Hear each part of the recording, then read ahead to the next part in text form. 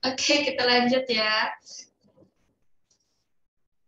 Nah, tadi kita udah bahas tentang total biaya produksi. Sekarang masuk ke materi penerimaan. Materi kedua.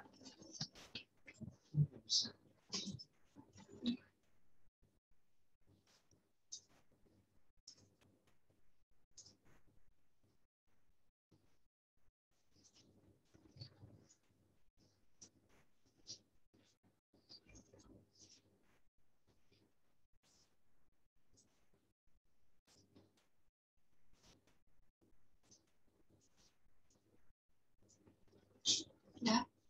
Oke, yang kita bahas nanti ada penerimaan total atau total revenue, penerimaan rata-rata, dan penerimaan marginal.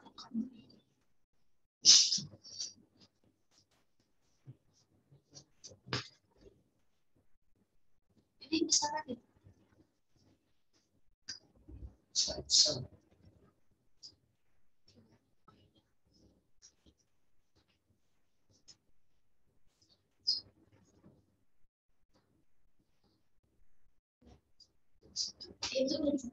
Oke, penerimaan total atau total revenue adalah keseluruhan penerimaan yang diperoleh perusahaan ketika menjual sejumlah output. Jadi misalkan kakak memproduksi barang, misalkan 10 output, dikali sama berapa harga barang yang kakak jual. Udah, makanya rumusnya TR sama dengan P dikali Q. Berarti Q itu adalah jumlah outputnya, P-nya adalah harga barang yang kakak jual, kayak gitu.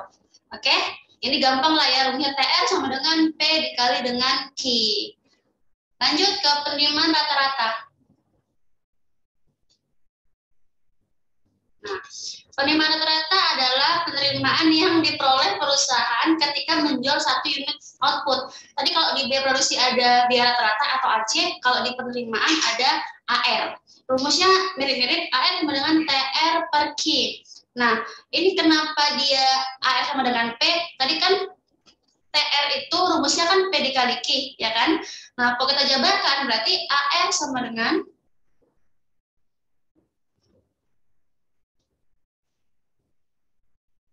slide-nya nggak ganti kayak gitu.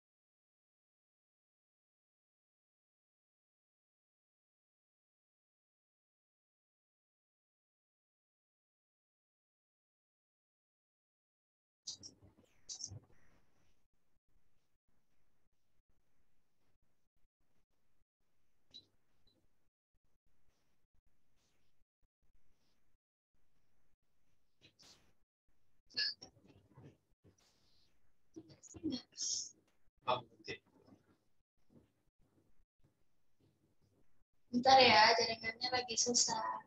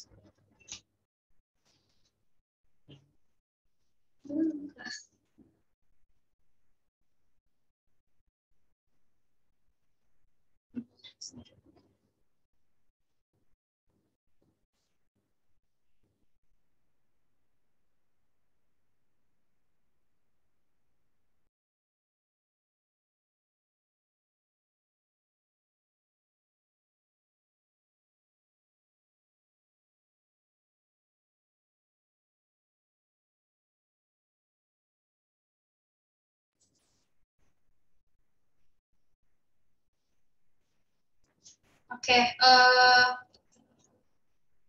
nah rumus penerimaan, maaf ya, ini koneksinya agak buruk di sini. Rumus penerimaan tadi TR sama dengan P dikali Q, terus AR, rumusnya TR dibagi Q, ini TR dibagi Q, kenapa sama dengan P? Karena tadi kan rumus TR itu P dikali Q, ya kan? P dikali Q. Nah, kemudian kalau dibagikan berarti Q-nya kan habis nih, berarti tinggal P, maka AR sama dengan P. Nah, untuk marginal revenue itu sama juga dengan tambahan ya, tambahan dari penerimaan. Nah, sama kayak marginal cost tadi. Marginal cost itu kan tambahan biaya. Nah, marginal revenue ini juga tambahan pendapatan ketika perusahaan menambah satu unit output yang dijual, gitu ya. Nah, sehingga rumusnya sama juga. MC sama dengan delta TC per delta TR per delta Q atau turunan pertama dari si TC.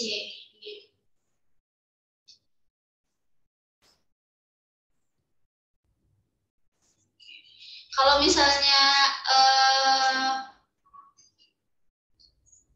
misalnya kurang jelas atau Kak putus-putus bilang ya. Soalnya di sini koneksinya agak buruk gitu.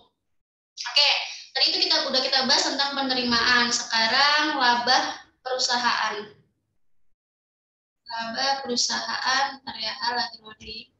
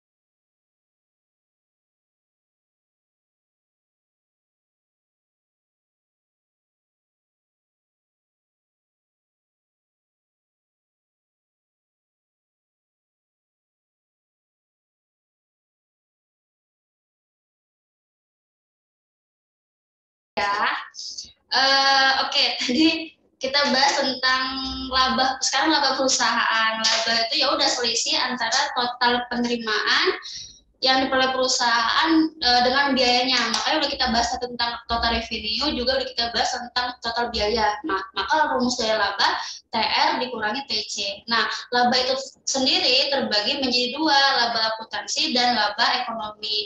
Laba akuntansi adalah selisih antara penerimaan dengan biaya eksplisit. Berarti laba akuntansi TR laba akuntansi sama dengan TR dikurangi biaya eksplisit. Nah, sedangkan kalau laba ekonomi berarti TR dikurangi dengan biaya implisit plus biaya eksplisit kayak gitu. Nah, kemudian tadi itu konsep laba. Nah, di sini ada konsep kondisi perusahaan, bisa laba, bisa rugi. Nah, ini ketentuannya ya. Kalau dia untung atau laba, ya udah TR lebih besar daripada TC atau harga atau P lebih besar daripada AC.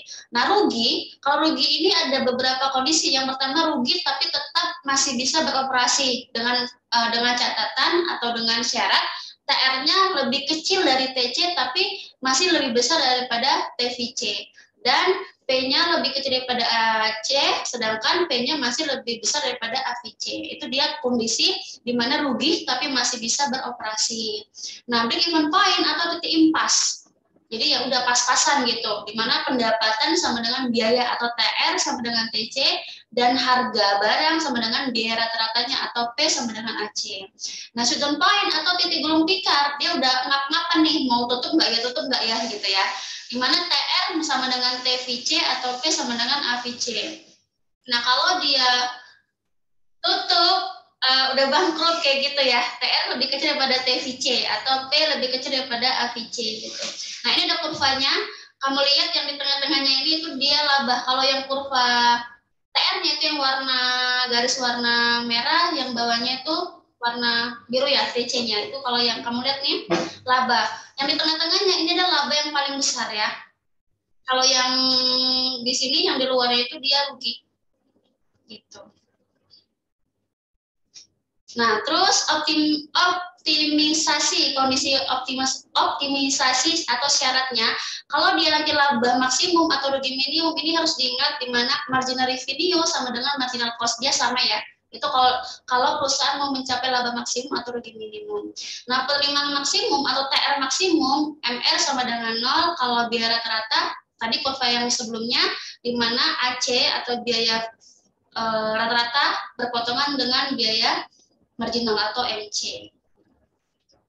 Nah, tadi kalau sebelumnya udah kita bahas laba maksimum atau rugi minimum, ini yang ini, di mana MR sama dengan MC.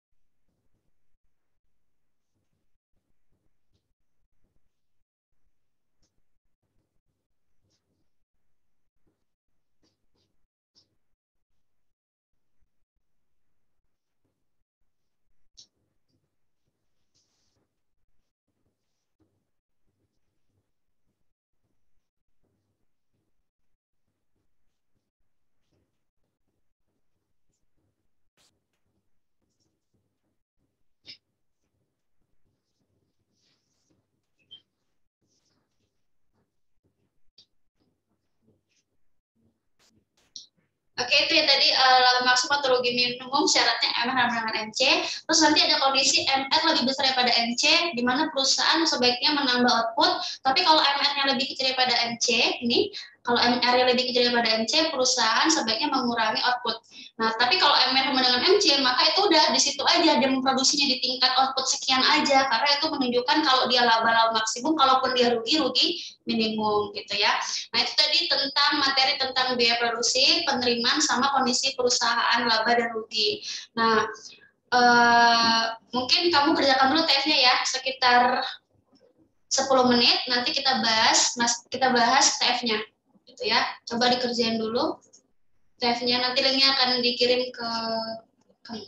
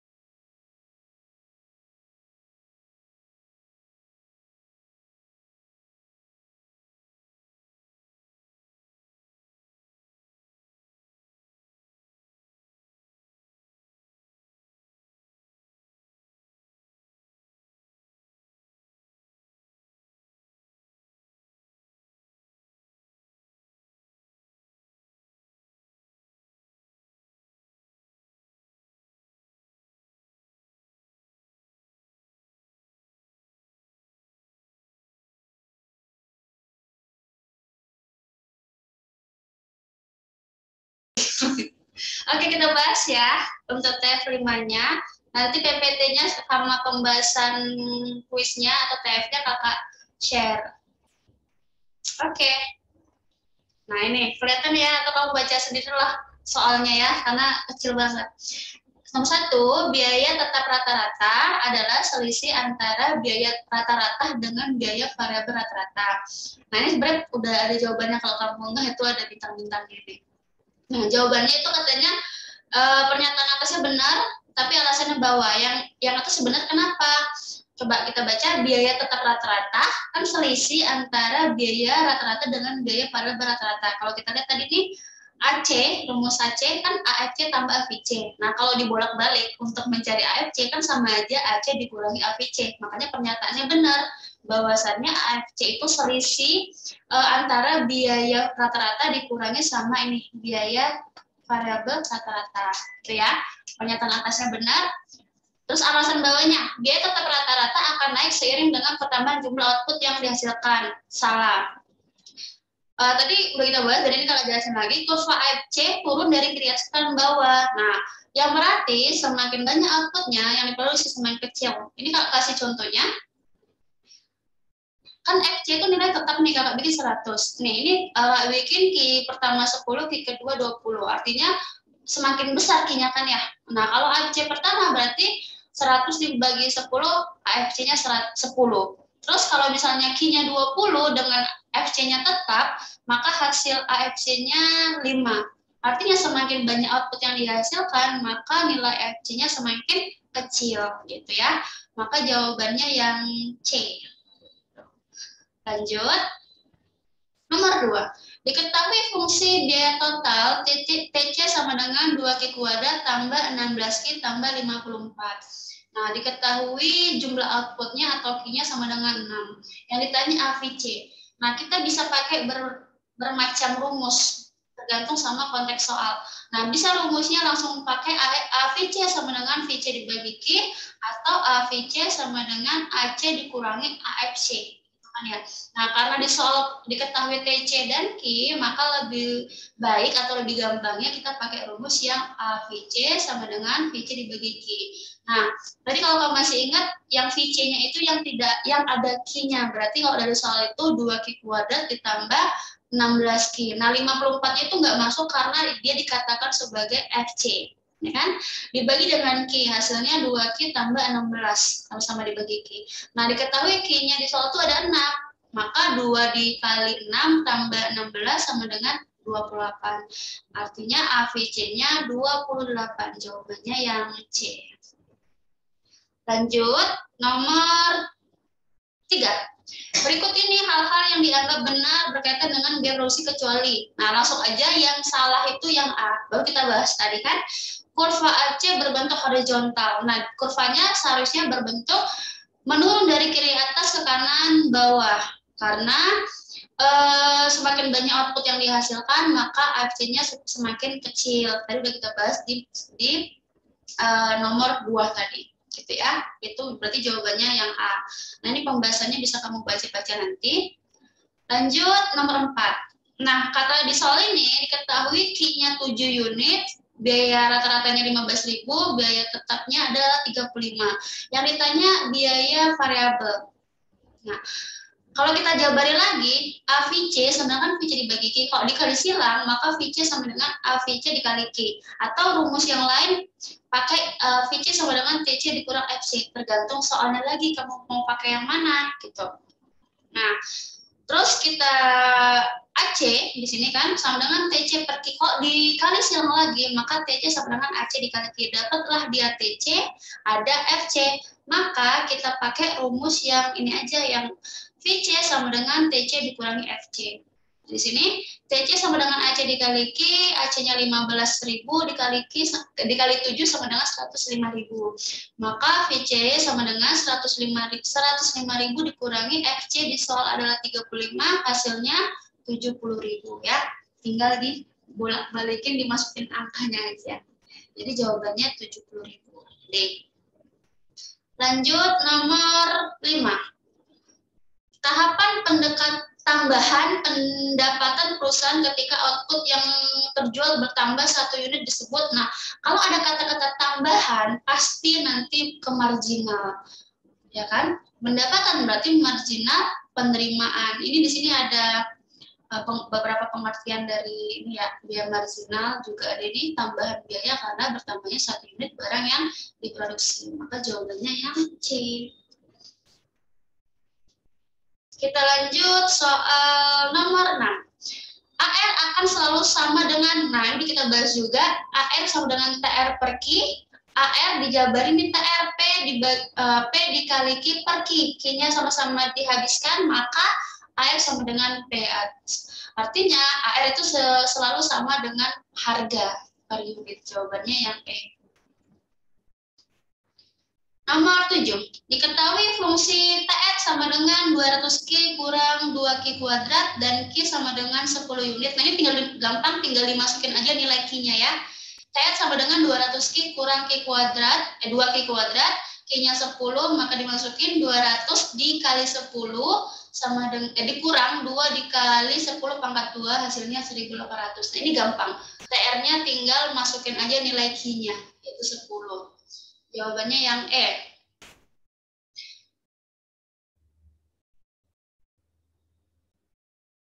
Nomor berapa nih? 8. Perusahaan akan tutup usahanya jika biaya variabel lebih besar daripada penerimaan.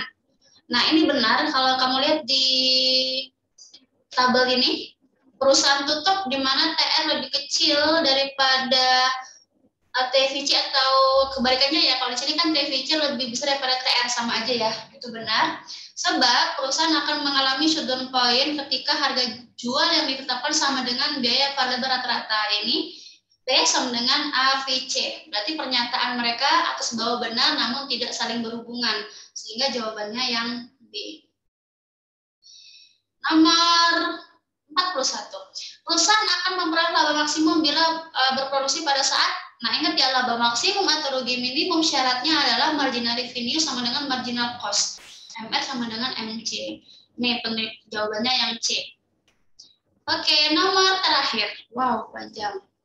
Untuk membuat sebuah film yang seru, rumah produksi menghabiskan anggaran cukup banyak. Biaya produksi yang mahal bisa karena set syuting yang rumit, lokasi pengambilan gambar yang eksklusif, bayaran untuk para artis papan atas.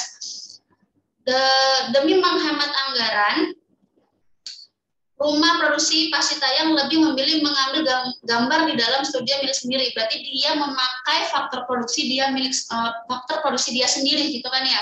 Nah, berarti itu dikatakan sebagai biaya implisit ya, karena dia menggunakan rumahnya sendiri untuk biaya produksi dia gitu. Berdasarkan wacana di atas, biaya implisit untuk memperoleh sebuah film adalah jawabannya yang E, pendapatan sewa bila studio tersebut disewakan kepada pihak lain. Nah, tadi ingat ya, ada B eksplisit dan B implisit. Nah, ini karena dia seharusnya sewa itu bisa disewakan dengan orang lain, tapi digunakan dia sendiri untuk biaya produksi gitu ya. Jadi jawabannya yang E. Oke, sudah selesai 10 soal. Kira-kira ada yang mau ditanya? Aman ya, tidak ada yang nggak ada yang mau bertanya? Ada nggak nih? Nggak ada ya? Oke, kalau begitu nanti akan dilanjuti materi sosiologi. Kalau tidak ada yang mau tanya, kakak akhiri. Wassalamualaikum warahmatullahi wabarakatuh.